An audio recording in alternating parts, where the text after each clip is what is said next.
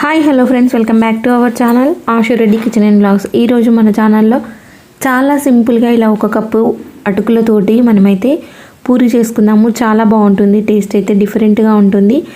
మీకైతే చాలా బాగా నచ్చుతుంది. ప్రాసెస్ అయితే చూపిస్తాను, చూసేయండి. ఫస్ట్ అయితే ఇలా ఒక బౌల్ తీసుకొని ఒక కప్పు వరకు అటుకులు తీసుకొని ఇదంతా కూడా 2-3 సార్లు కడిగేసి పైనుంచి అయితే కొంచెం వాటర్ జల్లుకొని ఒక 10 మినిట్స్ అయితే పక్కన పెట్టుకోవాలి. మరీ ఎక్కువ వాటర్ యాడ్ చేయకూడదు, కొంచెం వాటర్ జల్లుకొని ఒక 10 మినిట్స్ అయితే పక్కన పెట్టుకోవాలి.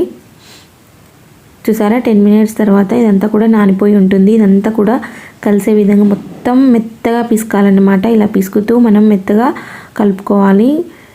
చూసారా, ఇలా మొత్తం స్మాష్ చేస్తూ కలుపుకోవాలన్నమాట. ఇదంతా కూడా పిండిలాగా మెత్తగా కావాలి. అలా పిండిలాగా వచ్చేంత వరకు అయితే గట్టిగా కలుపుకోవాలి. చూసారా, ఇదంతా కూడా ఇలా మెత్తగా అయ్యేంత వరకు అయితే కలుపుకోవాలన్నమాట. ఇంత గట్టిగా మెదుపుతూ కలిపితే మనకంత ఫాస్ట్గా రెడీ అవుతుంది పిండి అయితే. చూసారా, ఇలా మొత్తం కలుపుకున్న తర్వాత ఒక కప్పు అటుకులు తీసుకున్నాను కదా, ఒక కప్పు అటుకులకి 1/2 కప్పు గోధుమ పిండి అయితే యాడ్ చేసుకోవాలి.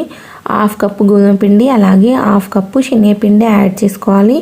ఇందులోనే కొంచెం కచ్చపచ్చ దంచిన పచ్చిమిర్చి పేస్ట్ అయితే వేసుకోవాలి. మెత్తగా దంచుకొని నేను దంచుకున్నాను కాబట్టి ఇలా కచ్చపచ్చగా ఉంది. 1 టేబుల్ స్పూన్ పచ్చిమిర్చి పేస్ట్ వేసుకున్న తర్వాత 1 టేబుల్ స్పూన్ నువ్వులు అలాగే ఒక 1/2 టేబుల్ స్పూన్ వామ్ అయితే ఇలా క్రష్ చేసుకొని వేసుకోవాలి. అలాగే కొంచెం పసుపు కూడా యాడ్ చేసుకొని నేనైతే టేస్ట్కి తగినంత సాల్ట్ వేసేసి ఇంకా కొంచెం కలర్ కోసం పసుపు అయితే యాడ్ చేసుకుంటున్నాను.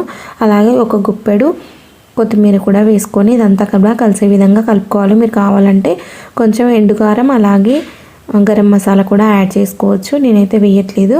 ఇంక ఇదంతా కూడా కలిసే విధంగా కలుపుకోవాలి. ఇదంతా కూడా కలిసే విధంగా కలుపుకున్న తర్వాత ఒక 2-3 టేబుల్ స్పూన్ల నూనె అయితే వేడి చేసుకొని ఇందులో కలుపుకోవాలి. చూసారా, ఫస్ట్ అయితే మనం అటుకులది మనం మెత్తగా కలుపుకున్నాం కదా, అందులో అయితే మనం వేసుకున్నవన్నీ కూడా మంచిగా కలిసే విధంగా కలుపుకొని ఒక 2-3 టేబుల్ స్పూన్ల ఆయిల్ వేడి చేసుకొని ఇదంతా కూడా కలిసే విధంగా కలుపుకొని కొంచెం కొంచెం వాటర్ యాడ్ చేస్తూ మనం చపాతీ ముద్దలాగా అయితే కలుపుకోవాలన్నమాట. మరి కొంచెం గట్టిగానే ఉంటే బాగుంటుంది. మరి చపాతీ ముద్ద కంటే కూడా కొంచెం గట్టిగా ఉండాలి. మొత్తం ఒకేసారి యాడ్ చేయకూడదు, వాటర్ అయితే కొంచెం కొంచెం యాడ్ చేస్తూ ఇలా చపాతీ ముద్దలాగా వచ్చేంత వరకు అయితే కలుపుకోవాలి. టేస్ట్ అయితే చాలా బాగుంటుంది, డిఫరెంట్గా ఉంటుంది, చాలా సింపుల్గా అయిపోతుంది అనమాట. టేస్ట్ అయితే మనకు ఇందులోకి కర్రీ లేకున్నా అలానే ఉట్టిగానే తినొచ్చు అనమాట. ఇంకా చూసారా, ఇలా కలుపుకుంటూ మనమైతే కొంచెం కొంచెం వాటర్ యాడ్ చేస్తూ కలుపుకోవాలి.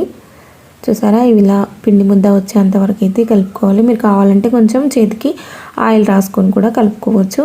చూసారా, మనకు పిండి అయితే రెడీ అయిపోయింది. చూసారా, ఇలా పిండి రెడీ చేసుకొని ఒక 10 మినిట్స్ అయితే పక్కన పెట్టుకోండి.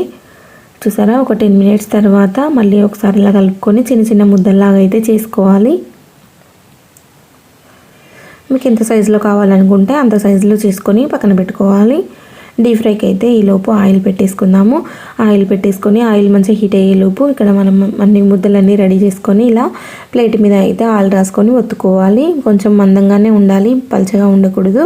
ఇలా ఆయిల్ మంచిగా హీట్ అయిన తర్వాత అటు ఇటు మంచి కలర్ వచ్చేంత వరకు అయితే ఫ్రై చేసుకోవాలి.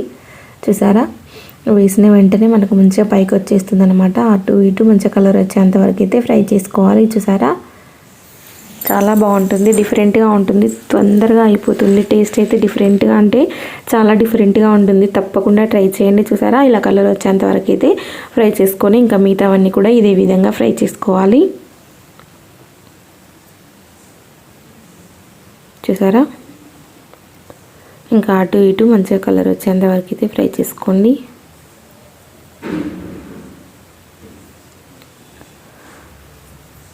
సో ఇంకా అన్నీ కూడా ఈ విధంగానే కాల్చుకొని ప్లేట్లో అయితే పెట్టుకుందాము.